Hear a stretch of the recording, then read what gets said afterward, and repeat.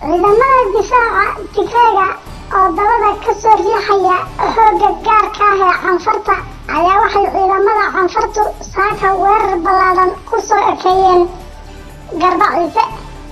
oo ka tirsan galbeedka gobolka City balse ku taala Canfarta dhexdeeda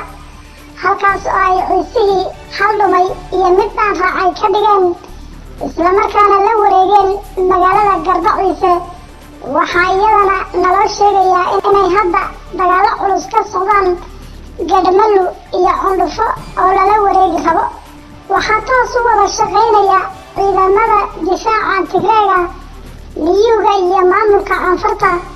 waxayna rabaan inay deyrka Diridhaba soo jebiyaan kadib markay soo tallaabaan galbeedka gobolka City oo ay Diridhaba habeena ku caweeyaan ugana sii gudbaan taliska weyn ee xerada Harar oo ah fadhiisinkii ugu weynaa ee ciidamada militariga Itoobiya ee bariga Itoobiya ka howlgali jiray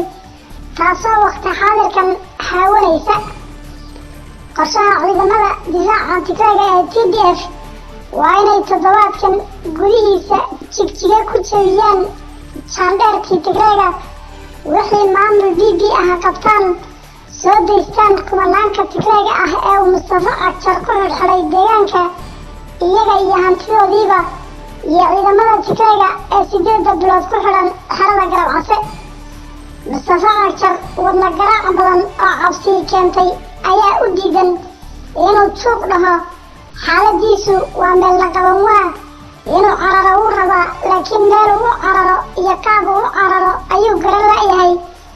waxaa ka dhimatay kalsoonidii cid walbana uu ka shakiyaya oo cidna ma ogola inay la kulanto waxaa u baxaya sawirro iyo humaag sheegaya in la dilayo oo qolyihii u faalin jirayna faalku waa u duci la'yahay